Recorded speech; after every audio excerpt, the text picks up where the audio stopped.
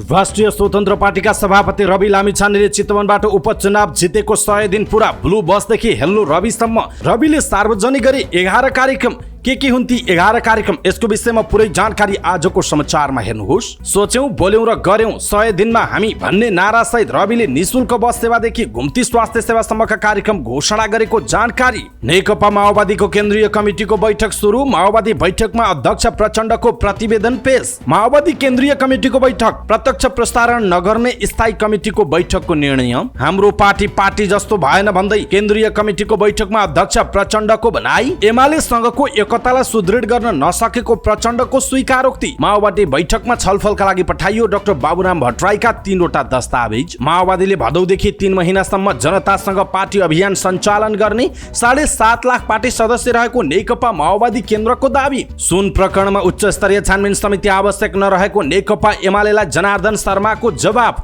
निर्माणाधीन संसद भवनको भौतिक प्रगति सन्तोषजनक नभएको प्रतिनिधि सभाका सभामुख देवराज घिमिरेको टिप्पणी। कोशीमा मिल्यो भागबण्डाको कुरा। सभामुखबाट राजीनामा दिएका बाबुराम गौतम आर्थिक मामिला मन्त्री बने। प्रधानमन्त्री पुष्पकमल दाहाल प्रचण्डका ज्वाइँले फेरि मन्त्री दावी गरेपछि मुख्यमन्त्रीको शपथ कार्यक्रम नै सर्यो। सबै नियुक्तिलाई समावेशी बनाउन सरकार प्रतिबद्ध रहेको परराष्ट्र मन्त्री एनपी साउदको टिप्पणी। लम्पी स्किन रोगको तत्काल नियन्त्रणको माग गर्दै काठमाडौँमा नेकपा एमालेको प्रदर्शन। 10% शैय्या छुट्याएर बिरामीहरूको निःशुल्क उपचार गरेको अभिलेख सार्वजनिक गर्न स्वास्थ्य तथा जनसङ्ख्या मन्त्रालयले दियो अस्पतालहरूलाई निर्देशन। काठमाडौँको फोहोर व्यवस्थापनका लागि काठमाडौँवासीलाई प्रशिक्षित गर्नुपर्ने सरोकारवालाहरूको भनाई। 20 वर्षदेखि कौडीको भागमा गौशाला धर्मशाला सम्झौता खारेज गरी नयाँ प्रक्रिया सुरु। भगवती पाण्डेलाई पक्राउ गर्न दबाब दिँदै तामाङ कलाकारले घेरे प्रहरी कार्यालय। टेकुमा भयो तनाव। मिटर ब्याजले लियो मोरङका विनित सोनारको ज्यान। धादिङको थाक्रेमा 3वटा ट्रक ठोकिँदा 3 जना घाइते।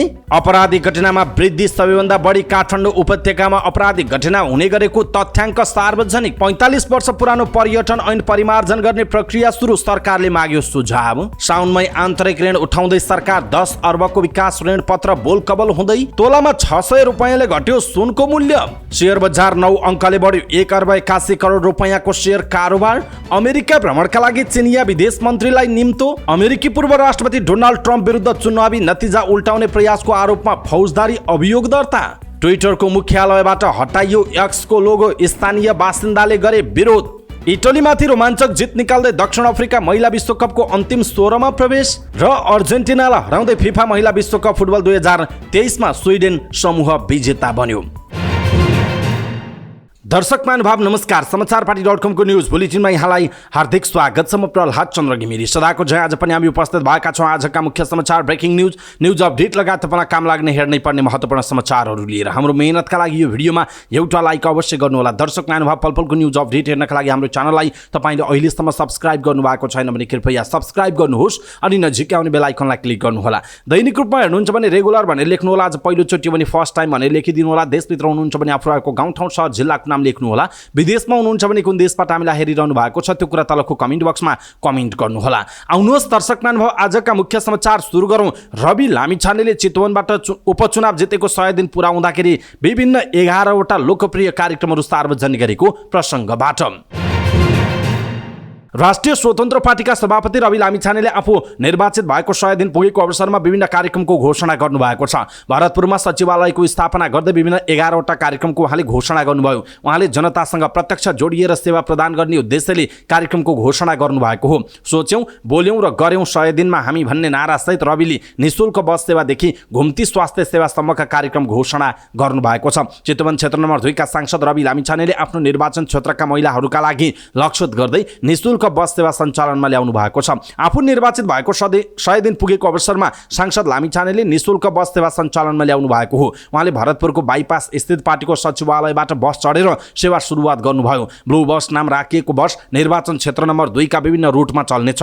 पहिलो चरणमा 500 महिलालाई निःशुल्क यातायात कार्ड वितरण गरिने रवि लामिछानेको सचिवालयले जनाएको छ। बसभित्र महिलाका लागि आवश्यक पर्ने सेनिटरी प्याड लगायतका सामग्रीको समेत व्यवस्था हुने लामिछानेले बताउनुभयो। उहाँले बसमा गुनासो सुन्ने गरी रविलाई पत्र नामको बक्स समेत राखिने जानकारी दिनुभयो। बस विभिन्न स्रोतहरू जुटाएर सञ्चालन गरिएको उहाँको भनाइ छ। उहाँले यो बस सेवा प्रभावकारी बनेमा थप बस समेत सञ्चालन गरिने जानकारी दिनुभयो। यसैबीच रवि लामिछानेले 65 वर्षभन्दा माथिका नागरिकका लागि लक्षित गर्दै निःशुल्क स्वास्थ्य सेवा प्रदान गर्ने घोषणा गर्नुभएको छ। हरेक दिन नयाँ टोलमा पुगेर प्राथमिक उपचार दिने उद्देश्यले यो सेवा सुरु गरिएको हो। मोबाइल क्लिनिक नाम दिएको एम्बुलेन्स मार्फत स्वास्थ्य कर्मीहरू टोलमा पुग्ने जनाइएको छ। यसैबीच 100 दिनको प्याकेज अन्तर्गत लामिछानेले विपन्न परिवारका लागि 5 लाख बराबरको स्वास्थ्य उपचार निःशुल्क गर्ने घोषणा गर्नुभएको छ। उहाँले स्वास्थ्य बीमा मार्फत यो कार्यक्रम अगाडि बढाइने जानकारी दिनुभयो। सुरुवातमा 100 जना विपन्न परिवार छनौट गरी काम सुरु गरिएको लामिछानेको भनाइ छ। त्यसका लागि स्वास्थ्य बीमा कार्ड समेत बनाइने उहाँको भनाइरहेको छ। यसैबीच राष्ट्रिय स्वतन्त्र पार्टीका सभापति रवि लामिछानेले नेपालमा फर्कन चाहनेका लागि 100 जना भन्दा बढीलाई जागिरको व्यवस्था गरेको जानकारी दिनुभयो। उहाँले बिना पैसा विदेशबाट फर्काएर रोजगारी दिने व्यवस्था गरेको बताउनुभयो। चुनावमा आफूले बोले अनुसार फ्री टिकटमा नेपालमै फर्किने चाहनेका लागि 100 भन्दा बढी जागिरको व्यवस्था गरेका छौं, त्यो पनि बिना ढेउवाके। अहिलेका लागि यो रोजगारी खोजिएको हो, छिट्टै रोजगारी सृजना गर्ने वातावरण बनाउनेछौं उहाँले भन्नुभएको छ। उहाँले विदेश लैजाने मेन पावर कम्पनीहरूको विज्ञापनहरू देशका पत्रिका, अनलाइन र चोकका पसलहरूमा छापिएको समेत बताउनुभयो। यसैबीच सभापति लामिछानेले चितवन क्षेत्र नम्बर 2 मा हरेक 4-4 महिनामा सार्वजनिक सुनवाई गर्ने बताइएको छ। उहाँले पहिलो पटक भदौको 10 गते सार्वजनिक सुनवाई गर्ने जानकारी दिनुभयो। त्यसमा सहभागी भएर नागरिकले सरोकारवालाहरूसँग प्रत्यक्ष गुनासो राख्न पाउने जनाइएको छ। यसैबीच 2 विद्यालयलाई प्रविधि मैत्री नमुना विद्यालय बनाउने योजना सभापति रवि लामिछानेले अघि सार्नु भएको छ। उहाँले चितवन क्षेत्र नम्बर 2 अन्तर्गत पर्ने रामनगर मावि र चतुर्मुखी माविको कक्षा 11 र 12 लाई पहिलो चरणमा नमुना बनाउने घोषणा गर्नुभयो। बिस्तारै अन्य विद्यालयलाई पनि नमुना बनाउने लक्ष्य राखेको उहाँले जानकारी दिनुभयो। यसैबीच इच्छाकामना गाउँपालिका स्थित राष्ट्रिय आधारभूत विद्यालयलाई स्तरोन्नति गरी नमुना बनाउने उहाँले बताउनु भएको छ। कक्षा 7 सम्मको यस विद्यालयलाई कक्षा 12 सम्म स्तरोन्नति गर्नुका साथै आवासीय बनाउने कार्य थालनी गरिने रवि लामिछानेको भनाइ छ। जनताको गुनासो सुन्नका लागि लामिछानेले हेलो रविको सुरुवात पनि गर्नुभएको छ। उहाँको सचिवालय र अनलाइन मार्फत जनताका गुनासो सुन्ने बताइएको छ। जनताको गुनासो समाधानका लागि सचिवालयले काम गर्नेछ। यसैबीच प्राकृतिक विपत्तिमा सघाउनका लागि लामिछानेले rapid action team RAT team बनाउने घोषणा गर्नुभयो। यो टिमले विपदको समयमा नागरिकलाई सहयोग गर्नेछ। त्यस्तै रविले निर्वाचनमा आफूले प्राप्त गरेको मत 54176 बिरुवा रोप्नु हुने भएको छ। हरेक मतदातालाई यो अभियानमा सहभागी गराउने उद्देश्यले बिरुवा रोप्न लागेको उहाँले बताउनुभयो। यसैबीच सांसद लामिछानेले आफूले गरेका कामलाई सहयोग पुर्याउनका लागि चितवन क्लब गठन गरेको बताउनु भएको छ। विदेशमा बस्ने सम्पूर्ण चितवनवासीलाई एकजुट भएर आफूले गरेका कामहरूमा हातीमालो गर्न उहाँले अपिल पनि गर्नुभएको छ। दर्शक महानुभाव, रवि लामिछानेले आफूले चुनाव जितेको 100 दिन पूरा भएको अवसरमा ब्लू बसदेखि हेलो रविसम्म र विभिन्न खालका जनतालाई प्रत्यक्ष सरोकार राख्ने, प्रभाव पार्ने र फाइदा हुने कार्यक्रमहरू 11 वटा कार्यक्रमहरू सार्वजनिक गर्नु भएको छ। यसप्रति तपाईँको धारणा के छ? आफ्नो धारणा तलको कमेन्ट बक्समा कमेन्ट गर्नुहोला। खास गरी सामाजिक सञ्जालमा बिहानैदेखि रविका यी कार्यक्रमका विषयमा विभिन्न खालका टीका टिप्पणीहरू आइरहेका छन्। तर केही टीका टिप्पणीहरू नकारात्मक छन् हैन। विदेशमा गएका नेपालीहरूलाई फर्काएर यहाँ जागिर दिने रवि लामिछानेले कतिवटा उद्योग धन्दा खोली, कतिवटा अफिसहरू छन् लगायतका त्यस्ता खालका टीका टिप्पणी छन् भने कतिपयले रविले गरेको यो कामलाई कम्तीमा सराहना गर्नुपर्ने र रविले एउटा क्षेत्रबाट जितेर एउटा सांसदले यतिवटा 11 वटा कार्यक्रम गर्न सक्छ भने प्रत्येक सांसदहरूले जति पनि हामीले जिताएर पठाएका छन् सांसदहरू, उनीहरूले चाहिँ यस्तै 11 वटा कार्यक्रम यसरी गर्ने जनताको पक्षमा भने साँच्चै देश कस्तो हुन्थ्यो होला, गम्भीर रूपमा सोच्नुपर्ने अवस्था छ भनेर कतिपयले सामाजिक सञ्जालमा चाहिँ आफ्ना धारणाहरू व्यक्त गरिरहनु भएको छ। तपाईँ देश तथा विदेशमा रहनुभएका धेरै नेपालीहरूले पनि यो विषय प्रत्यक्ष रूपमा हेरिरहनु भएको छ। रवि लामिछानेले चुनाव जितेर आइसके पछाडिको यो बीचको 100 दिनको यहाँहरूले पनि विभिन्न क्रियाकलापहरू हेरिरहनु भएको छ र अहिले सार्वजनिक गरेका यी कार्यक्रमहरू पनि देखि नै हाल्नु भएको छ। यसप्रति तपाईँ के भन्नुहुन्छ? कृपया कम्तीमा एउटा कमेन्ट तलको कमेन्ट बक्समा कमेन्ट गर्नुहोला। यदि रविले गरेको यो काम साँच्चै राम्रो छ, सबै नेपालीहरूले यो हेर्नुपर्छ, सराहना गर्नुपर्छ भन्ने लाग्छ भने तपाईँले कृपया यो भिडियो आफ्नो फेसबुक, ट्विटर लगायतका सामाजिक सञ्जालमा सेयर गर्न नबिर्सिनुहोला।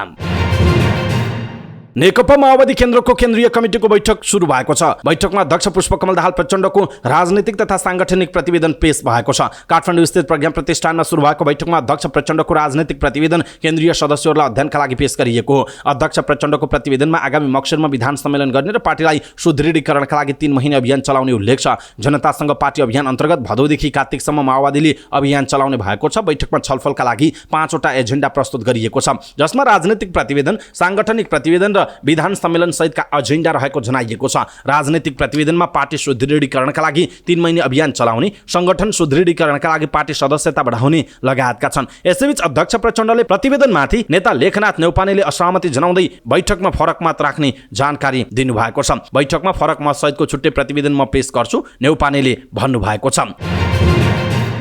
यसैबीच नेकपा माओवादी केन्द्रको केन्द्रीय कमिटीको बैठक प्रत्यक्ष प्रसारण नहुने भएको छ। माओवादी केन्द्रीय कमिटीको बैठक बुधबार दिउँसो 1 बजे प्रज्ञा भवनमा बसेको छ। नेकपा माओवादी केन्द्रको केन्द्रीय कमिटीको बैठक बसेको छ। पार्टी केन्द्रीय कार्यालयमा बसेको स्थायी कमिटीको बैठकले पार्टीको केन्द्रीय कमिटीको बैठक प्रत्यक्ष प्रसारण नगर्ने निर्णय गरेको छ। केही दिन अघि पदाधिकारीको बैठकले बैठक प्रत्यक्ष प्रसारण गर्ने निर्णय गरेको भए पनि स्थायी कमिटीको बैठकले सो निर्णय उल्टाएको हो। बैठकपछि सञ्चारकर्मीहरूसँग कुराकानी गर्दै पार्टी उपाध्यक्ष तथा प्रवक्ता कृष्णबहादुर महराले बैठक प्रत्यक्ष प्रसारण नहुने जानकारी दिनुभयो। त्यस्तै बैठकले केन्द्रीय कमिटीको निर्माणमा विधान विपरीत कामहरू भएको भन्दै विधान संशोधन गरेर केन्द्रीय कमिटी सदस्य थप्ने निर्णय भएको पनि उहाँले जानकारी दिनुभएको छ। केन्द्रीय कमिटीको बैठकमा पुष्पकमल दाहाल प्रचण्डले राजनीतिक प्रतिवेदन पेश गरेको र नेताहरूले बोलेको र राजनीतिक प्रतिवेदन अध्ययन गरेर अब केन्द्रीय सदस्यहरूले आफ्नो धारणा राख्ने उहाँले बताउनु भएको छ। दर्शक महानुभाव, केही दिन अगाडि मात्र पदाधिकारीहरूले नेकपा माओवादी केन्द्रको जुन केन्द्रीय कमिटीको बैठक छ त्यो बैठक लाइभ गर्ने भन्ने कुरा आएको थियो, प्रत्यक्ष प्रसारण गर्ने भन्ने आएको थियो। स्थायी कमिटीको बैठकले यो प्रत्यक्ष प्रसारण गर्ने कुराबाट पछाडि हटेको छ र प्रत्यक्ष प्रसारण हुन सकेको छैन। यसप्रति तपाईँ के भन्नुहुन्छ? आफ्नो कुरा तलको कमेन्ट बक्समा कमेन्ट गर्नुहोला। प्रधानमन्त्री एवं नेकपा माओवादी केन्द्रका अध्यक्ष पुष्पकमल दाहाल प्रचण्डले आफ्नो पार्टी जस्तो नभएको बताउनु भएको छ। काठमाडौँमा सुरु भएको पार्टी केन्द्रीय समितिको बैठक चौथो बैठक शुभारम्भ गर्दै उहाँले माओवादी केन्द्र पार्टी जस्तो नभएको स्वीकार गर्नुभयो। अध्यक्ष दाहालले विगतदेखि नै बेला बेलामा आफूले माओवादी केन्द्र पार्टी जस्तो नभएको कुरा भन्दै आएको स्मरण गराउँदै केन्द्रीय समितिको बैठकले पार्टी निर्माण र पुनर्निर्माणको ऐतिहासिक अभियान थालनी गर्नुपर्ने समेत बताउनुभयो। नेता कार्यकर्ताको विशाल पंक्ति पार्टीमा रहेकाले यो बैठकले पार्टी पुनर्निर्माणको ऐतिहासिक थालनी गर्नेमा आफू विश्वस्त रहेको को भनाइ छ। अध्यक्ष दाहालले पार्टी पुनर्निर्माणका लागि ऐतिहासिक कदम चाल्नका लागि केन्द्रीय समितिका नेताहरूले गम्भीरतापूर्वक जिम्मेवार भएर अनुशासित ढङ्गले बहस र छलफल अगाडि बढाउने समेत बताउनुभयो। पछिल्लो चरणमा हाम्रो पार्टीको नेतृत्वमा सरकार गठन भइसकेपछि सरकारले अगाडि सारेका कार्यक्रम, लिएका पहल कदमी र गरिएका गतिविधिबाट एउटा नयाँ आशा जनतामा पलाएको दाबी गर्दै अध्यक्ष प्रचण्डले त्यसलाई पार्टी निर्माणको अभियानमा जोडेर अगाडि बढ्नुपर्ने आवश्यकता समेत औल्याउनु भएको छ। दर्शक महानुभाव, प्रचण्डले भनेको यो कुरा तपाईँलाई कस्तो लाग्यो? आफ्नो कुरा तलको कमेन्ट बक्समा कमेन्ट गर्नुहोला। यसैबीच प्रधानमन्त्री तथा नेकपा माओवादी केन्द्रका अध्यक्ष पुष्पकमल दाहाल प्रचण्डले राष्ट्र र जनताको पक्षमा आफूहरू निरन्तर खडा हुँदै आएको बताउनु भएको छ। पार्टी केन्द्रीय समितिको बैठकलाई सम्बोधन गर्दै गठबन्धनको नेतृत्वमा पार्टीले सरकारको नेतृत्व गर्दा सकारात्मक रचनात्मक काम गरेको प्रचण्डले दाबी गर्नुभएको छ। राष्ट्र र जनताको पक्षमा, सामाजिक न्याय र सुशासनको पक्षमा नयाँ सङ्कल्पको साथ अगाडि बढ्ने पहल गरिरहेका छौँ। यो बैठकले ती कामलाई व्यवस्थित र प्रभावकारी बनाएर राष्ट्र र जनताको आवश्यकता अनुसार अगाडि बढ्न अझ सहज वातावरण बनाउने विश्वास व्यक्त गरेका छौँ उहाँले भन्नुभएको छ। देशमा राष्ट्रिय एकतालाई सुदृढ बनाउनु पर्ने आवश्यकता भएको पनि बताउनु भएको छ। विकास र परिमार्जन सहित समाजवादी मोर्चा हुँदै पार्टी एकतासम्मको जमर्को गरेको पनि उहाँले बताउनु भएको छ। नेकपा माओवादी केन्द्रको केन्द्रीय समितिको बैठकमा सहभागी केन्द्रीय सदस्यहरू बीच पूर्व माओवादी नेता डाक्टर बाबुराम भट्टराईको दस्तावेज वितरण भएको छ। प्रज्ञा भवन कमलादीमा सुरु भएको बैठकमा सहभागी सदस्यहरूलाई नेपाल समाजवादी पार्टीको सचिवालयबाट डाक्टर बाबुरामको दस्तावेज इमेल मार्फत छलफलका लागि पठाइएको हो। माओवादी बैठकमा छलफलका लागि भनेर पठाइएको डाक्टर बाबुराम भट्टराईको दस्तावेज इमेलमा प्राप्त भएको केन्द्रीय सदस्यहरूले बताएका छन्। अबको वैकल्पिक राजनीति कस्तो हुने, अबको समाजवादको मोडल कस्तो हुने, यस विषयमा खुलेर छलफल गर्न बाबुरामले माओवादी नेताहरूलाई आग्रह गर्नुभएको छ। माओवादी आन्दोलन कहाँ चुक्यो भन्ने विषयमा पनि बाबुरामले दस्तावेजमा उल्लेख गरेको जनाइएको छ। बैठकमा अध्यक्ष प्रचण्डको तर्फबाट राजनैतिक तथा सांगठनिक दस्तावेज प्रस्तुत भएको जनाइएको छ। नेकपा माओवादी केन्द्रले भदौ महिनादेखि 3 महिनासम्म संगठन सुदृढीकरण अभियान चलाउने भएको छ। पार्टीको केन्द्रीय समितिको बैठकमा अध्यक्ष प्रचण्डले सांगठनिक प्रतिवेदन प्रस्तुत गर्दै भदौ असोज र कार्तिक महिनामा जनतासँग पार्टी अभियान चलाउने जानकारी दिनुभएको छ। त्यस्तै अभियानका क्रममा देशभरका 6743 वटै वडा समिति गठन गर्ने, सबै जातीय मोर्चाले आफ्नो जनसङ्ख्याको कम्तीमा 10% सङ्गठित गर्ने प्रतिवेदनमा उल्लेख गरिएको छ। यो अभियानमा सबै समिति डिजिटल बनाउने, वार्षिक कार्यतालिका बनाउने, मक्सिरमा विधान सम्मेलन गर्ने, सचिवहरूले को जिम्मेवारी लिने र सबै केन्द्रीय सदस्य वडा तहमा पठाउने पनि माओवादीको योजना रहेको छ। यो समयमा विचार मिल्नेसँग एकता गर्ने, एकतामा संख्याभन्दा विचारमा जोड दिने, कार्यकर्ता सामूहिक कोष बनाउने पनि अध्यक्ष प्रचण्डले बताउनुभयो। उहाँले माओवादी केन्द्रले जितेका 122 वटा स्थानीय तहलाई नमुना बनाउने पनि जानकारी दिनुभयो। नेकपा माओवादी केन्द्रले आफ्नो पार्टी सदस्य संख्या 7,52,956 रहेको दावी गरेको छ। पार्टीको केन्द्रीय समितिको बैठकमा सांगठनिक प्रतिवेदन वाचन गर्दै अध्यक्ष पुष्पकमल दाहाल प्रचण्डले पार्टी सदस्य संख्या पनि सार्वजनिक गर्नुभयो। उहाँका अनुसार माओवादीले सबैभन्दा धेरै पार्टी सदस्य बागमतीमा रहेको जनाएको छ। बागमतीमा 1,47,353, मधेसमा 1,16,975, लुम्बिनीमा 1,12,910, कोशीमा 79,601, गण्डकीमा 66,687, कर्णालीमा 85,774 र सुदूरपश्चिममा 80,482 जना पार्टी सदस्य रहेको माओवादी केन्द्रको दावी छ। त्यस्तै सम्पर्क कमिटीहरूमा 19,312, काठमाडौँ उपत्यकामा 18,325 र प्रवासमा 5,537 जना रहेको सांगठनिक प्रतिवेदनमा उल्लेख गरिएको छ। नेकपा माओवादी केन्द्रका उपमहासचिव जनार्दन शर्माले सुन तस्करी प्रकरणमा उच्चस्तरीय छानबिन समिति आवश्यक नभएको बताउनु भएको छ। प्रमुख प्रतिपक्षी दल नेकपा एमाले उच्चस्तरीय छानबिन समितिको माग गर्दै सदन अवरुद्ध गरिरहेको बेलामा सरकारले अनुसन्धान गरिरहेको बेलामा अर्को समिति नचाहिने उहाँले बताउनुभयो। केन्द्रीय कमिटी बैठक अघि सञ्चारकर्मीहरूसँग कुराकानी गर्दै उहाँले राजस्व अनुसन्धान विभागले आफ्नो अनुसन्धान गरिरहेको बताउनु भएको छ। उहाँले एमालेलाई अहिले सरकारकै निकायले गरिरहेको छानबिनमा सहयोग गर्न आग्रह गर्नुभयो। अहिले छानबिन गर्न दिनुस्, चित्त नबुझ्दा तपाईँहरूले भनेको कुरा पनि उठ्ला उहाँले भन्नुभयो। उहाँले 22 गतेसम्ममा सदन खुलाउने विषयमा सहमति हुने विश्वास पनि व्यक्त गर्नुभयो।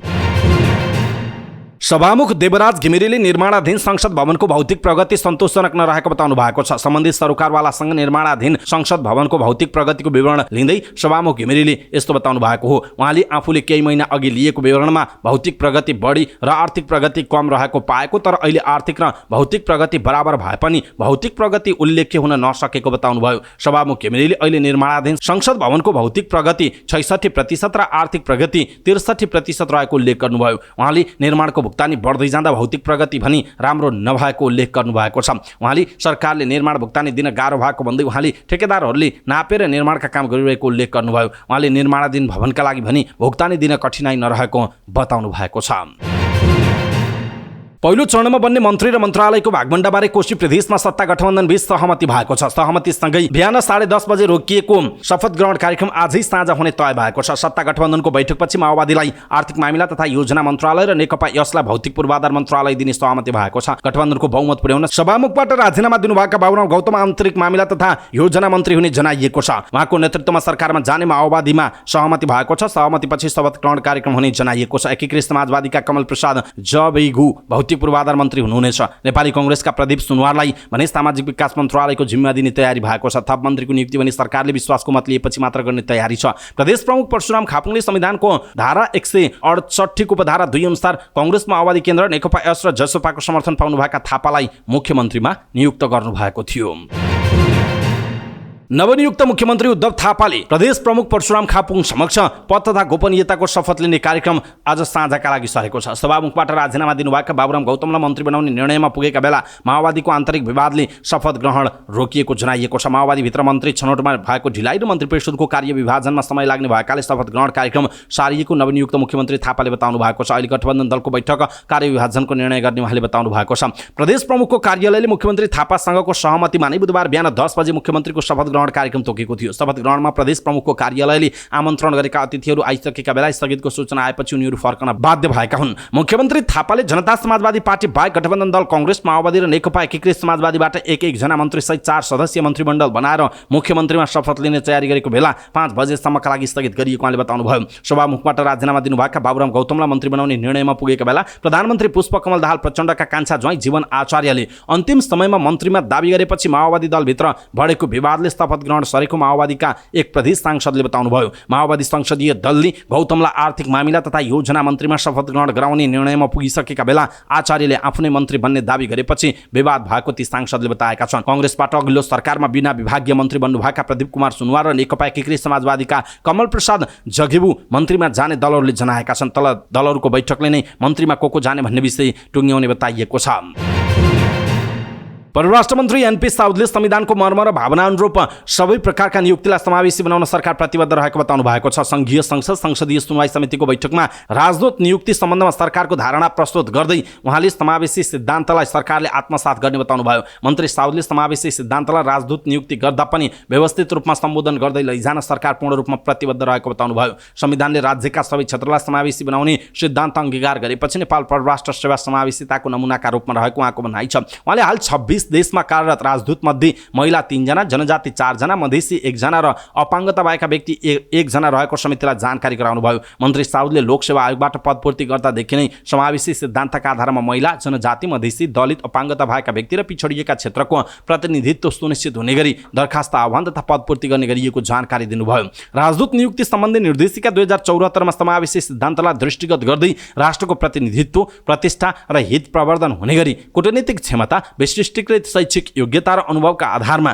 राजदूत नियुक्तिको सिफारिस गरिनेछ भन्ने स्पष्ट व्यवस्था छ। परराष्ट्र मन्त्रालयमा कायम 17 सहसचिवको दरबन्दीमा 2 मधेसी समुदाय, 2 महिला र 2 जनजाति कार्यरत छन्। मन्त्रालयको 50 उपसचिवको दरबन्दीमा महिला 17, जनजाति 8, मधेसी 2, दलित 2, पिछडिएको क्षेत्र 1 र अपाङ्गता भएका व्यक्ति 1 कार्यरत रहेको मन्त्री साउदले जानकारी दिनुभयो। शाखा अधिकृतमा हाल कार्यरत 89 मध्ये महिला 16, जनजाति 12, मधेसी 7 र दलित 3 जना समावेशीबाट पदपूर्ति भई कार्यरत रहेको जनाइएको छ।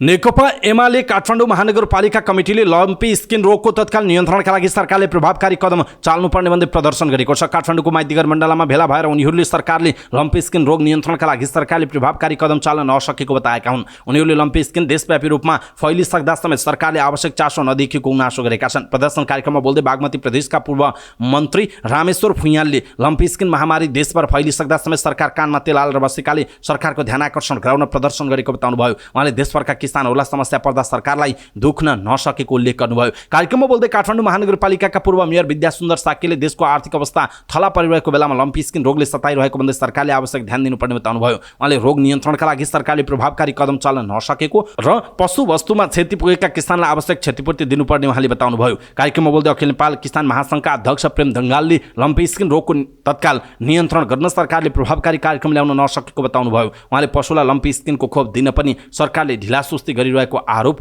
लगाउनु भएको छ। स्वास्थ्य तथा जनसङ्ख्या मन्त्रालयले 10% शैय्या छुट्टै निःशुल्क उपचार सेवा दिएको विवरण सार्वजनिक गर्न स्वास्थ्य संस्थालाई निर्देशन दिएको छ। सोमबार गुणस्तर मापन तथा नियमन महाशाखाका प्रमुख डाक्टर मदन कुमार उपाध्यायले सरकारी नियोजित तथा सामुदायिक विद्यालय, सामुदायिक अस्पताल र प्रतिष्ठान तथा मेडिकललाई पत्राचार गर्दै बिरामीको अभिलेख व्यवस्थित र लिखित तथा विद्युतीय बोर्डमा डिस्प्ले हुने गरी राख्न निर्देशन दिनुभएको छ। अस्पतालमा उपचारका लागि आउने विपन्न, असहाय, व्यवहारिस्ते बिरामीका लागि निःशुल्क उपचार अनिवार्य रूपमा गराउन पटक पटक परिपत्र गरिरहेको छ। परिपत्रमा भनिएको छ उक्त व्यवस्था अनुरूप सेवा लिएका बिरामीको अभिलेख व्यवस्थित रूपमा राख्ने तथा सोको विवरण सार्वजनिक रूपमा देखिने गरी राख्ने, टाँस्ने तथा विद्युतीय बोर्डमा डिस्प्ले हुने व्यवस्था गर्न अनुरोध गरिन्छ भनिएको छ। मन्त्रालयले सबै अस्पताललाई विपन्न, असहाय तथा व्यवहारिस्ते बिरामीका लागि कुल शैय्याको 10% शैय्या छुट्याउन पटक पटक निर्देशन दिँदै आएको छ। सरकारवालाहरूले काठमाडौँ उपत्यकाको फोहोर व्यवस्थापनका लागि काठमाडौँमा बसोबास गर्दै आएकाहरूलाई फोहोरको उचित व्यवस्थापनबारे प्रशिक्षण दिन सुझाव दिएका छन्। शहरी विकास मन्त्रालयमा भएको काठमाडौँको फोहोर व्यवस्थापन सम्बन्धी कार्ययोजना विषयक छलफल कार्यक्रममा सरकारवालाहरूले फोहोर घर घरमै छुट्याउनु पर्ने भन्दै नागरिकलाई फोहोरको उचित व्यवस्थापनबारे प्रशिक्षण दिन सुझाव दिएका छन्। प्रतिनिधि सभा सदस्य एवं नेकपा एकीकृत समाजवादीका उपाध्यक्ष राजेन्द्र प्रसाद पाण्डेले फोहोर मैला विसर्जन गरेको ठाउँका जनताले भोगिरहेका समस्या र समाधानको उपायका बारेमा शहरी विकास मन्त्रीसँग छलफल भएको बताउनुभयो। बैठकपछि न्युज एजेन्सी नेपालसँग कुराकानी गर्दै पाण्डेले फोहोरको उचित व्यवस्थापन नहुँदा प्रभावित क्षेत्र ककनी र धुनीबेसी गाउँपालिकाका नागरिकले वर्ष नै शास्ति भोग्दै आएको बताउनुभयो। अहिले बन्चरी डाँडा ल्यान्डफिल साइट नभई डम्पिङ साइटमा परिणत भएको बताउनुभयो। उहाँले स्थायी रूपमा फोहोरको समस्या समाधान हुनुपर्ने धारणा व्यक्त गर्नुभयो। उहाँले काठमाडौँ उपत्यकाका नागरिकलाई 2-3 महिनासम्म फोहोर व्यवस्थापन बारे प्रशिक्षण दिनुपर्ने बताउनुभयो। उपत्यकाको फोहोर स्थायी रूपमा समाधान गर्ने उपायको खोजी हुनुपर्ने उहाँको भनाइरहेको छ। मारवाडी सेवा समितिले 20 वर्षदेखि प्रयोग गर्दै आइरहेको पशुपतिनाथ स्थित गौशाला धर्मशालाको जग्गा सम्झौता खारेज गर्दै भाडा पुनरावलोकन गरी पुनः सम्झौताका लागि 15 दिनको म्याद दिएको छ। बुधबार बिहान संस्कृति पर्यटन तथा नागरिक उड्डयन मन्त्रालयमा बसेको पशुपति क्षेत्र विकासको सञ्चालक परिषदको बैठकले यस्तो निर्णय गरेको हो। मारवाडी सेवा समितिले 2060 साल जेठको 9 गतिबाट क्षेत्र विकास कोषको गौशालामा रहेको 9 रोपनी 14 आना जग्गा वार्षिक 51,000 मा प्रयोग गर्दै आइरहेको थियो। कोष सञ्चालक परिषदको 2060 जेठ 9 गतिको निर्णय अनुसार पशुपति गौशाला धर्मशाला सञ्चालनका लागि त्यसै वर्ष जेठको 12 गति सम्झौता भएको हो। कोषसँग गरिएको भनिएको सहमतिलाई कहिलेसम्म सञ्चालन गर्न दिने सम्झौता, कति भाडा दिने भन्ने समेत उल्लेख नरहेको जनाइएको छ। कौडीको भाउमा भाडा लिई उक्त जग्गामा मारवाडी सेवा समितिले धर्मशाला सञ्चालन गर्दै आइरहेको छ। धर्मशालाको नाममा शुल्क समेत लिँदै आएकाले जनस्तरमा यसको चर्को विरोध भइरहेका बेला क्षेत्र विकास कोषले भाडा पुनः मूल्याङ्कन गरी सम्झौता गर्न 15 दिनको म्याद दिने निर्णय गरिएको पर्यटन मन्त्रालयका अधिकारीले बताउनु भएको छ। 20 वर्षको अन्तरालमा कोषले पटक पटक सम्झौता नवीकरण गर्न आग्रह गर्दा समाजले अटेरी गर्दै आएको थियो। क्षेत्र विकास विकास कोषका अध्यक्ष समेत रहनुभएका संस्कृति पर्यटन तथा नागरिक उड्डयन मन्त्री सुदन किराँतीले प्रचलित कानुन अख्तियार दुरुपयोग अनुसन्धान आयोगको निर्देशन र सर्वोच्च अदालतको फैसलाको आधारमा समय सापेक्ष सम्झौता र दीर्घकालीन समस्या समाधानका लागि सम्झौता खारेज गर्ने निर्णय भएको जानकारी दिनुभएको छ। यसअघि अख्तियार दुरुपयोग अनुसन्धान आयोग र सर्वोच्च अदालतले समेत भाडा पुनः नवीकरण गर्नु भनेर निर्णय गरेको थियो। त्यति मात्र होइन, संसदको सार्वजनिक लेखा समिति, सतर्कता केन्द्र र महालेखा परीक्षकको कार्यालयले कोषको हित प्रतिकूल रहेको सम्झौता रद्द गर्न निर्देशन दिएको थियो। अधिवक्ता भगवती पाण्डे शीतललाई पक्राउ गर्न दबाब दिँदै तामाङ कलाकारहरूले जिल्ला प्रहरी परिसर टेकुमा विरोध प्रदर्शन गरेका छन्। आन्दोलन गर्न पुगेका तामाङ कलाकारहरूले परिसरको कार्यालय घेरेपछि स्थिति तनावग्रस्त भएको छ। प्रदर्शनका क्रममा प्रहरीले केही आन्दोलनकारीलाई नियन्त्रणमा लिएको छ। प्रहरीले अश्रु ग्यास पनि प्रहार गरेको आन्दोलनकारीहरूले बताएका छन्। अधिवक्ता पाण्डेले एउटा टेलिभिजन अन्तर्वार्तामा दिएको अभिव्यक्तिलाई लिएर नेपाल तामाङ घेदुङको तर्फबाट कुमार सिंह घिसिङ र नेपाल मगर संघका ज्ञानेन्द्र पुनले जिल्ला प्रहरी परिसर काठमाडौँमा जाहेरी दिएका थिए। भगवती पाण्डे विरुद्ध जातीय भेदभाव तथा छुवाछुत गर्न नहुने कसुरमा जाहेरी दर्ता भएको हो। पक्राउ पूर्जी जारी भएसँगै प्रहरीले पाण्डेको खोजी कार्य जारी राखेको छ। प्रहरी परिसरबाट पत्रकारलाई समेत हटाउन थालेपछि पत्रकारहरूले क्यामेरा नै डाउन गरेर विरोध समेत जनाइएको छ। मोरङका मिठोब्याज पीडित भनिएका एक पुरुषको मृत्यु भएको छ। जिल्ला प्रशासन कार्यालय मोरङमा पीडित र पीडक पक्षबीचको छलफलपछि विष सेवन गरेका विनित सोनारको मृत्यु भएको हो। साउन 7 गते जिल्ला प्रशासन कार्यालय मोरङमा छलफल सकेर बाहिरिने क्रममा प्रहरीले पक्राउ गरेपछि कार्यालय परिसरमा विष सेवन गरेका कटहरी गाउँपालिका 3 का अन्दाजी 32 वर्षीय विनित सोनारको बुधबार बिहान मृत्यु भएको जनाइएको छ। डाक्टर नितेश तिवारी विरुद्ध सोनारकी पत्नी रिताली मिठोब्याजबाट पीडित भएको जुरी दिएकी थिइन्। जुरी परेपछि जिल्ला प्रशासन कार्यालय मोरङले दुवै पक्षलाई साउनको 7 गते छलफलका लागि बोलाएको थियो। जिल्ला प्रशासन कार्यालयमा भएको छलफलपछि बाहिरिने क्रममा प्रहरीले पक्राउ गरेपछि सुनारले विष सेवन गरेका थिए। विष सेवनबाट गम्भीर घाइते भएका उनलाई कोशी अस्पताल हुँदै नोबेल मेडिकल कलेज लगिएको थियो। नोबेलमा उपचारका क्रममा बुधबार बिहान मृत्यु भएको जिल्ला प्रहरी कार्यालय मोरङका डीएसपी छेदीलाल कामतीले जानकारी दिनुभयो। नितेश तिवारी विरुद्ध मिठोब्याजको जुरी दिएका सुनारले प्रहरीले 2 छुट्टा-छुट्टै चेक बाउन्स मुद्दामा पक्राउ पूर्जी जारी गरेको थियो। साउन 7 गते मोरङका सहायक प्रमुख जिल्ला अधिकारी प्रदीप शाहले दुवै पक्षलाई राखेर छलफल गराएका थिए। छलफलमा सहमति पनि भएको थिएन। सहायक प्रमुख जिल्ला अधिकारी शाहका अनुसार दुई पक्षबीच लेनदेनको कागजात छैन। पीडितले आफूले 7 लाख रुपैयाँ ऋण लिएको दावी गरेका छन्। डाक्टर तिवारीले भने 15 लाख रुपैयाँ दिएको दावी गरेका थिए। लेनदेनको कागज नदेखिए पनि सोनारले डाक्टर तिवारीलाई चेक दिएका थिए। ऋण लिँदा ग्यारेन्टीका लागि दिएको ब्ल्याङ्क चेकमा डाक्टर तिवारीले मनलाग्दी रकम भरेर आफूलाई फसाएको सोनारले दावी गर्दै आएका थिए। पहिलो छलफल निष्कर्षमा नपुगेपछि सहायक प्रमुख जिल्ला अधिकारी शाहले 5 दिनभित्र मिलेर नआएको अवस्थामा उजुरीलाई प्रक्रियामा लैजाने बताउनु भएको थियो। सोनारले विराटनगर महानगरपालिका 7 स्थित आरके चिल्ड्रेन अस्पताल अगाडि चिया नास्ताको पसल सञ्चालन गर्दै आएका थिए। पसल चलाउने क्रममा डाक्टर तिवारीसँग 4 वर्ष अघि 7 लाख रुपैयाँ ऋण लिएको उनको दावी छ, तर उनले 15 लाख रुपैयाँ तिरेको दावी गर्दै आएका थिए। अझै 12 लाख तिर्न बाँकी देखाइएको भन्दै मिठोब्याजको जुरी दिएका थिए। छलफलका लागि जिल्ला प्रशासन कार्यालय पुगेर फर्कने क्रममा सोनारलाई चेक बाउन्स मुद्दामा पक्राउ गर्नका लागि जिल्ला प्रहरी कार्यालय मोरङको टोली पुगेको थियो। सोनार विरुद्ध विराटनगरका प्रदीप भुजेलले 2 लाख रुपैयाँ र विनोद ढकालले 6 लाख रकम नपाएको भन्दै छुट्टा-छुट्टै 2वटा जाहेरी दिएका थिए। ती 2वटै जाहेरीका आधारमा प्रहरीले पक्राउ पूर्जी जारी गरेको थियो। प्रहरीले पक्राउ गरेपछि उनले ट्रिकल नामक विषादी सेवन गरेका थिए। मोरङका सहायक प्रमुख जिल्ला अधिकारी प्रदीप शाहले विनितको जुरीमा थप छलफल हुन नपाएको बताए। पहिलो बैठकपछि विनितले विष सेवन गरेपछि छलफल रोकिएको उनले बताए। हामीले 3-4 पटक छलफल गरेर मिलाउने कोसिस गर्छौं, तर उहाँहरूको केसमा 1 पटक मात्रै छलफल भयो। उहाँले भन्नुभयो विष सेवन गरेपछि सो जुरीमाथिको छलफल नै रोकियो, उहाँको भनाइरहेको छ। पृथ्वी राजमार्ग अन्तर्गत धादिङको थाक्रे गाउँपालिका 6 गणेश खोला पुल नजिक 3वटा ट्रक ठोकिँदा 3 जना घाइते भएका छन्। दुर्घटनापछि सडक एकतर्फी रूपमा सञ्चालन भएको थियो। काठमाडौँबाट धादिङको गजुरीतर्फ जाँदै गरेको लु 2 ख 2505 नम्बरको ट्रकले सोही दिशाबाट जाँदै गरेको ना 7 ख 7818 नम्बरको ट्रकलाई र विपरीत दिशाबाट आउँदै गरेको भारतीय नम्बरको ट्रकलाई गैराती 10:40 बजे ठक्कर दिएको जनाइएको छ। दुर्घटनामा लु 2 ख 2505 नम्बरको ट्रक चालक कपिल वस्तुको बाणगङ्गा नगरपालिका 9 बस्ने 35 वर्षीय विमल थापा र सहचालक 25 वर्षीय सुमन थारू तथा भारतीय नम्बर प्लेटको ट्रक चलाउने चालक राजस्थान बस्ने 47 वर्षीय गिरिराज प्रसाद शर्मा घाइते भएको जनाइएको छ। प्रहरीका अनुसार भारतीय नम्बर प्लेटका ट्रक चालकको अवस्था गम्भीर छ भने अन्यको अवस्था मध्यम छ। तिनी जनालाई उपचारका लागि काठमाडौँ लगिएको जनाइएको छ। दुर्घटनामा सकुशल रहेका ना 7 ख 7818 नम्बरको ट्रक चालकलाई पनि प्रहरीले नियन्त्रणमा लिएको छ। दुर्घटनास्थलमा इलाका प्रहरी कार्यालय खानीखोलाका प्रहरी निरीक्षक डबल बहादुर बम नेतृत्वको टोली उद्धारमा खटिएको थियो। दुर्घटनास्थल इलाका प्रहरी कार्यालय खानीखोलाबाट अन्दाजी 4 किलोमिटर पश्चिममा पर्दछ। दुर्घटनापछि अवरुद्ध भएको सडक गैराती करिब 1 बजेदेखि एकतर्फी खुलाइएको थियो भने दिउँसोबाट दुईतर्फी रूपमा खोलेको जनाइएको छ।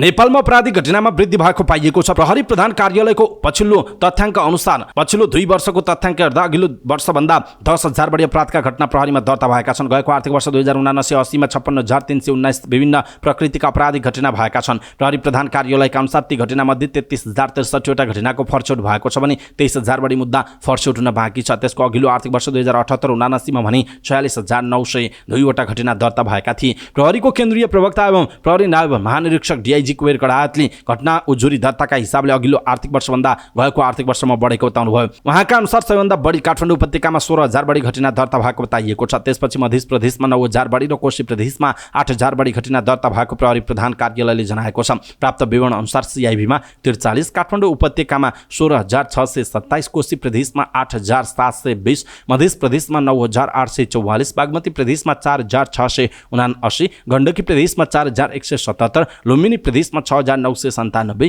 कर्णाली प्रदेशमा 1,729 र सुदूरपश्चिम प्रदेशमा 3,503 उजुरी दर्ता भएको छ।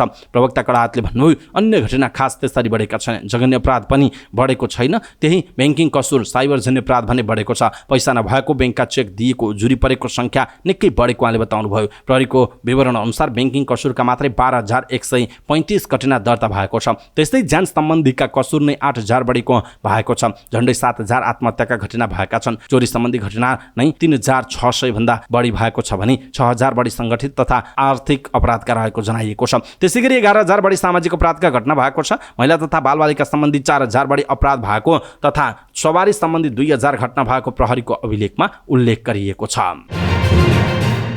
45 वर्ष पुरानो पर्यटन ऐन परिमार्जन गर्ने प्रक्रिया सुरु भएको छ। असार 26 मा मन्त्री परिषदले ऐन परिमार्जन गरी संघीय पर्यटन विधेयक तर्जुमा गर्न संस्कृति, पर्यटन तथा नागरिक उड्डयन मन्त्रालयलाई सैद्धान्तिक स्वीकृति दिएको। सोही अनुसार मन्त्रालयले विधेयक निर्माणको काम सुरु गरेको जानकारी दिएको छ। नेपालमा अहिले पर्यटन ऐन 2035 कार्यान्वयनमा रहेको छ। पर्यटन क्षेत्रमा विकसित नवीन विषयलाई कानुनमा समावेश गरी नेपालको पर्यटन क्षेत्रलाई सामाजिक र आर्थिक विकासको महत्त्वपूर्ण आधार बनाउने उद्देश्यसहित नयाँ ऐनको विधेयक निर्माण प्रक्रिया अगाडि बढेको मन्त्रालयले जनाएको छ। यस विधेयकका लागि व्यावसायिक, पेशागत सङ्घ-संस्था, विज्ञ अनुसन्धानकर्ताबाट सरकारले सुझाव मागेको छ। 30 दिनभित्र मन्त्रालयमा नयाँ ऐनका लागि सुझाव पठाउन सकिने मन्त्रालयले उल्लेख गरेको छ। आगामी विधेयकले 3वटै तहका सरकारबाट पर्यटन प्रवर्धनमा गर्ने योगदानलाई समेट्ने तयारी गरिएको जनाइएको छ। नेपाल सरकारले आन्तरिक ऋण उठाउन सुरु गरेको छ। सरकारको ब्याङ्कको रूपमा नेपाल राष्ट्र ब्याङ्कले 18 साउनमा 10 अर्बको विकास ऋण पत्र बोलकबोल गर्ने भएको छ। 6 वर्ष अवधिको विकास ऋण पत्र 2086 नाम दिएको उक्त विकास ऋण पत्रको ब्याज दर बोलकबोलबाट तय हुनेछ। बोलवालाले कबुल गरेको ब्याज दरलाई सानोदेखि ठुलो क्रममा मिलाएर राखी बाँडफाँड गरिने रकममा कायम गरिएको कट अफ ब्याज दरलाई एकल ब्याज दर कायम गरी हुने राष्ट्र ब्याङ्कले जनाएको छ। उक्त ब्याज दर र त्यसभन्दा तलका सबै बोलवालाहरूलाई सोही एकल ब्याज दरमा ऋण पत्र उपलब्ध हुनेछ। 18 गते बोलकबोल हुने ऋण पत्र साउन 19 मा निष्कासन हुने नेपाल राष्ट्र ब्याङ्कले जनाएको छ। ऋण पत्रमा ब्याङ्क तथा वित्तीय संस्था, गैर ब्याङ्क वित्तीय संस्था, बीमा कम्पनी, सङ्गठित संस्था तथा नेपाली नागरिकले बोलकबोल पेश गर्न सक्नेछन्। ऋण पत्र धितो राखी कर्जा लिन दिन पाइने छैन। ऋण पत्रको ब्याज दर अर्धवार्षिक रूपमा भुक्तानी हुनेछ भने अर्जित ब्याजमा ब्याज दर लाग्नेछ। ऋण पत्र प्रतिस्पर्धी र अप्रतिस्पर्धी बोलवालाहरूलाई क्रमशः निष्कासित गरेको रकमको 85 र 15% ल्याउने 8 अर्ब 50 करोड र 1 अर्ब 50 करोड रुपैयाँ छुट्याइएको छ। अप्रतिस्पर्धी बोलवालाहरूलाई छुट्याइएको रकमका लागि पुरा हुने बोल प्राप्त भएमा बाँकी हुन आउने रकम प्रतिस्पर्धी बोलवालाहरूलाई बिक्री गरिने राष्ट्र ब्याङ्कले जनाएको छ। अप्रतिस्पर्धी बोलवालाहरूलाई छुट्याइएको रकमभन्दा बढी रकमको बोल प्राप्त हुन आएमा बोलवालाहरूलाई समानुपातिक उक्त ऋणपत्रको रकम बाँडफाँड हुने जनाइएको छ। बुधबार सुन र चाँदीको मूल्य घटेको छ। नेपाल सुन चाँदी व्यवसाय महासङ्घका अनुसार सुनको मूल्य तोलामा 600 र चाँदीको मूल्य तोलामा 15 रुपियाँले घटेको छ। छापाल सुनको मूल्य 1,12,400 रुपियाँ कायम भएको छ भने तेजाबी सुनको मूल्य 1,11,850 रुपियाँ छ। त्यस्तै चाँदीको मूल्य 1,460 रुपियाँ कायम भएको छ। मङ्गलबार 1,13,000 रुपियाँ सुन र 1,475 रुपियाँमा चाँदीको खरिद बिक्री भएको जनाइएको छ। शेयर बजार नेप्से बुधबार सामान्य बढेको छ। शेयर बजार परिसूचक नेप्से बुधबार 9.25 अङ्कले बढेर 2000 86.84 बिन्दुमा पुगेको छ। जलविद्युत व्यापार र लघुवित्त बाहेक अरू सबै समूहको सेयर सामान्य बढेको छ। सबैभन्दा धेरै आरबीबी म्युचुअल फन्ड 1 र स्ट्यान्डर्ड चार्टर बैंकको सेयर 4% भन्दा धेरैले बढेको छ। समग्रमा बजार बढे पनि प्रभु स्मार्ट फन्डको सेयर 10% ओह्रालो लागेको छ। 269 वटा कम्पनीका 93,61,000 किता सेयर 1,81,24 रुपियाँमा कारोबार भएका छन्। सबैभन्दा धेरै शिवम सिमेन्टको 11,19,00,000 रुपियाँको सेयर किनबेच भएको जनाइएको छ। चीनको विदेश मन्त्रीमा पुनः नियुक्त भएका वाङ यीलाई अमेरिकाले वाशिंटन भ्रमणका लागि आमन्त्रण गरेको छ। दुई देशबीचको सम्बन्धमा चिसोपना कायमी रहेको समयमा अमेरिका र चीनका उच्च तहका अधिकारीहरूबीच भेटवार्ताको श्रृङ्खला बढिरहेको छ। अमेरिकाको विदेश मन्त्रालयले वाङ यीले निमन्त्रणालाई स्वीकार गर्ने बताए पनि उनको भ्रमणको एकिन मिति भने बताएको छैन। अमेरिकी विदेश मन्त्री एन्टोनी ब्लिङ्केनले गत महिना चीन पुगेको समयमा तत्कालीन विदेश मन्त्री क्वी गाङलाई अमेरिका भ्रमणको निम्तो दिएका थिए। विदेश मन्त्रीको जिम्मेवारी क्विनबाट खोसेर वाङलाई दिएसँगै उनैलाई निमन्त्रणा दिएको विदेश मन्त्रालयले जनाएको छ। चीनिया कम्युनिस्ट पार्टीको महाधिवेशनबाट विदेश मन्त्रालयको जिम्मेवारी तोकिएका क्वीको जिम्मेवारी 7 महिनापछि खोसिएको हो। अमेरिकी विदेश मन्त्री एन्टोनी ब्लिङ्केनले वाङसँग 2 साता अघि भएको आसियान मुलुकहरूको सम्मेलनमा भेट गरेको जनाइएको छ। जुलाईमा अमेरिका तर्फबाट चीनमा धेरै नै उच्चस्तरीय भ्रमण भएका छन्। अमेरिकी अर्थमन्त्री जेनेट एलन र वातावरण दूत जोन केरी जुलाई चीनमा गएका थिए। दुई मुलुकको सम्बन्धगत फेब्रुअरी यता झनै तिक्तताको चरणमा पुगेको थियो। गत महिना प्रविधि कम्पनी माइक्रोसफ्टले चिनिया ह्याकरहरूले पश्चिमा अधिकारीहरूको इमेल ह्याक गरेको बताएसँगै सम्बन्धमा थप दरार पैदा भएको छ। चीनले भने अमेरिकी उक्त आरोप अस्वीकार गर्दै भनेको छ अमेरिका नै सबैभन्दा ठुलो ह्याकिङ साम्राज्य विस्तार गर्ने मुलुक हो र विश्वकै ठुलो साइबर चोर पनि अमेरिका नै हो। विश्वकै ठुलो अर्थतन्त्र अमेरिका र चीन बीच प्रतिस्पर्धात्मक तिक्तताको सम्बन्ध छ। आपसी सम्बन्ध सुधारका लागि नियमित संवादलाई निरन्तरता दिन भने उनीहरू तयार रहेको जनाइएको छ। अमेरिकी पूर्व राष्ट्रपति ट्रम्प विरुद्ध चुनावी नतिजा उल्टाउने प्रयासको आरोपमा फौजदारी अभियोग दर्ता भएको छ। ट्रम्पमाथि अमेरिका विरुद्ध षड्यन्त्र, साँची छेडछाड र नागरिक स्वतन्त्रता विरुद्ध षड्यन्त्र सहित 4 आरोपहरू रहेको बीबीसीले जनाएको छ। मुद्दाको प्रतिरक्षाका लागि ट्रम्प आउँदो बिहीबार वाशिंटन डीसीको अदालत उपस्थित हुने जनाइएको छ। पुनः राष्ट्रपतिको उम्मेदवार प्रस्तुत गरेका ट्रम्पले भने आफूले केही गलत नगरेको भन्दै आफूमाथि लगाइएको आरोपलाई बकवास भन्दै आएका छन्। ट्रम्पलाई गोप्य कागजात र आफ्नो बारेमा जानकारी लुकाउन पोर्न स्टारलाई पैसा तिरेको 2 वटा मुद्दामा यसअघि नै अभियोग लगाइएको थियो। चुनावी मामिलासँग सम्बन्धित अनुसन्धानले हार र वाशिंटनको दंगा बीच 2 महिनाभित्र ट्रम्पको गतिविधि के थियो भन्नेमा केन्द्रित बीबीसीले जनाएको छ। 21 जनवरीमा जो बाइडेनको विजयपछि ट्रम्पका समर्थकहरूले संसदमा आक्रमण पनि गरेका थिए। ट्विटर प्लेटफर्मलाई एक्सको रूपमा रिब्रान्डिङ गरी कम्पनीको नाम र लोगो समेत फेरेका एलन मस्कले केही दिन अघिको कम्पनीको सन फ्रान्सिस्को स्थित मुख्यालयमा नयाँ लोगो सहित बोर्ड राखेका थिए। साथै उनले हरेक ठाउँमा एक्स ब्रान्डिङ लागू गर्ने प्रक्रिया पनि पूरा गरिसकेका छन्। तर यही बीच कम्पनीको मुख्यालयमा राखिएको एक्स लोगोलाई स्थानीय अधिकारीहरूले हटाइदिएपछि मस्कलाई धक्का लागेको छ। स्थानीय अधिकारीहरूले सोमबार बिहान कम्पनीको मुख्यालयमा राखिएको आकर्षक एक्स अङ्कित लोगो हटाइदिएका हुन्। आखिर किन हटाइयो त कम्पनीको एक्स लोगो? समाचारका अनुसार स्थानीय बासिन्दाहरूको गुनासोपछि मस्कको प्रिय तथा आकर्षक लोगो कार्यालयबाट हटाइएको। स्थानीय मानिसहरूले उक्त लोगो निकै चम्किलो रहेको र त्यसको प्रकाशले रातको समयमा धेरै अप्ठ्यारो पारेको भन्दै अधिकारीहरू समक्ष उजुरी गरेका थिए। जनताको गुनासोपछि निरीक्षण अधिकारीहरू एक्स कम्पनीको छतमा गएर हेर्न कोसिस गरेका थिए, तर कम्पनीले अधिकारीहरूलाई कार्यालय प्रवेश गरेर लोगोको अनुगमन गर्न दिएन। अस्थायी रूपमा उक्त लोगो राखिएको दाबी कम्पनीले गरेको थियो। सन फ्रान्सिस्को स्थित भवन निर्माण तथा शहरी योजना विभागका सञ्चार निर्देशक प्याट्रिक हेननले ट्विटरलाई सो लोगो हटाउनका लागि पहिले नै सूचना जारी गरिसकेको तर उसले आफै नहटाएपछि विभागले हटाइदिएको बताएका छन्। सो लोगो विरुद्ध 24 वटा गुनासो विभागमा परेको भन्दै उनले अनाधिकृत रूपमा लोगो राखेको विषयमा सो भवनका मालिकमाथि जरिवाना पनि गरिएको बताएका छन्। एलन मस्कले हालै मुख्यालयमा नयाँ लोगो स्थापित भएसँगै एउटा भिडियो पोस्ट गरेका थिए। त्यसमा हवाई दृश्यमा निकै चम्किलो नयाँ लोगो देखिएको थियो। दक्षिण अफ्रिका फिफा महिला विश्वकप फुटबल 2023 को अन्तिम स्तरमा पुगेको छ। बुधबार न्युजिल्यान्डको वेलिङटन रिजनल स्टेडियममा भएको खेलमा इटालीमाथि 3-2 को गोलले रोमाञ्चक जित निकाल्दै दक्षिण अफ्रिका अन्तिम स्तरमा पुगेको हो। दक्षिण अफ्रिकाका लागि बेनिडेटा ओर्सी, हिल्दा मागाया र थेम्बी केगा टलानाले 1-1 गोल गरे। इटालीका एरिएना करुसोले 2 गोल गरिन्। इटालीको खेलको 11 मिनेटमै करुसोको गोल मार्फत अग्रता लिएको थियो, तर 32 मिनेटमै दक्षिण अफ्रिकाले आत्मघाती गोल उपहार पाउँदा खेल बराबरीमा पुगेको थियो। फेरि दक्षिण अफ्रिकाको 67 मिनेटमा मायागाको गोल मार्फत अग्रता लिएको थियो। त्यसको 7 मिनेटपछि इटालीकी करुसोली अर्को गोल गर्दै खेल बराबरीमा ल्याइन्, तर इन्जुरी समयको 2 मिनेटमै केगाटलानाले गोल गर्दै दक्षिण अफ्रिकालाई जिताइन्। यो जितसँगै दक्षिण अफ्रिका 4 अङ्क सहित समूह जी को उपविजेता बनेको छ। इटाली 3 अङ्क सहित तेस्रो स्थानमा रहँदै प्रतियोगिताबाट बाहिरिएको छ। अब दक्षिण अफ्रिकाले क्वार्टर फाइनलमा नेदरल्यान्ड्ससँग खेल्ने जनाइएको छ। फिफा महिला विश्वकप फुटबल 2023 मा अर्जेन्टिनालाई हराउँदै स्विडेन समूह जी को समूह विजेता बनेको छ। न्युजिल्यान्डको एफएमजी स्टेडियममा भएको खेलमा स्विडेनले अर्जेन्टिनालाई 2-0 गोलले हराएको हो। स्विडेनका लागि रेबेका ब्लोमभिस्ट र इलिन रुबिन्सनले एक गोल गरिन्। स्विडेन 9 अङ्कसहित समूह विजेता बन्दा अर्जेन्टिना 1 अङ्कसहित पुछारमा रहँदै प्रतियोगिताबाट बाहिरिएको छ। जापान यसअघि नै विश्वकपको अन्तिम 16 मा पुगिसकेको छ। अब स्विडेनले क्वार्टर फाइनलमा नर्वेसँग खेल्ने जनाइएको छ। अवस्था दर्शक महानुभाव समाचारपाटी.com को न्युज बुलेटिन अहिलेका लागि यति नै। हामीले प्रस्तुत गरेका यी समाचारहरूप्रति तपाईँको धारणा के छ? आफ्नो धारणा तलको कमेन्ट बक्समा कमेन्ट गर्नुहोला। हाम्रो मेहनतका लागि यो भिडियोमा एउटा सानो लाइक अवश्य गर्नुहोला। दर्शक महानुभाव, पलपलको न्युज अपडेटका लागि हाम्रो च्यानललाई तपाईँले अहिलेसम्म सब्स्क्राइब गर्नुभएको छैन भने कृपया सब्स्क्राइब गर्नुहोस् अनि नजिकै आउने बेल आइकनलाई क्लिक गर्नुहोला। दैनिक रूपमा हेर्नुहुन्छ भने रेगुलर भने लेख्नुहोला। आज पहिलोचोटि हो भने फर्स्ट टाइम भनेर लेखिदिनुहोला। देशभित्र हुनुहुन्छ भने आफ्नो रहेको गाउँ ठाउँ सहर जिल्लाको नाम लेख्नुहोला। विदेशमा हुनुहुन्छ भने कुन देशबाट हामीलाई हेरिरहनु भएको छ त्यो कुरा तलको कमेन्ट बक्समा कमेन्ट गर्नुहोला। समाचारपाटी.com को न्युज बुलेटिन नेपाली समयअनुसार भोलि बिहान 5 बजे फेरि हामी उपस्थित हुनेछौँ। पलपलको न्युज अपडेटका लागि समाचारपाटी.com हेर्दै गर्नुहोस्। नमस्कार।